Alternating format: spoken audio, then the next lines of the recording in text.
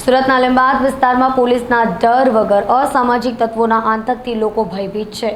રજતનગરમાં આવેલી મેડિકલ સ્ટોરમાં અસામાજિક તત્વોએ તોડફોડ કરતા અફરાતફરી મચી જવા પામી હતી।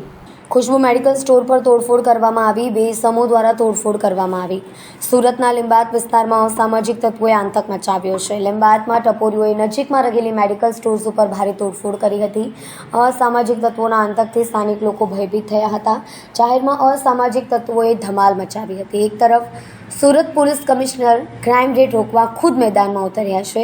સુરત શહેરના તમામ પોલીસ સ્ટેશન વિસ્તારમાં ક્રાઇમ રેટ ઘટાડવા કોમ્બિંગની કામગીરી હાથ ધરવામાં આવી રહી છે। ત્યાં લુખ્ખા ટપોરીઓ પોલીસને પણ ગાંઠતા નથી તેમ કહી શકાય। લીંબાયતના ભરચક વિસ્તારમાં અસામાજિક તત્વો એક મેડિકલ સ્ટોર્સ ઉપર ભારે હોબાળો મચાવીને તોડફોડ કર્યો હતો, જેને લીધે આસપાસના વિસ્તારમાં ભયનો માહોલ સર્જાયો હતો।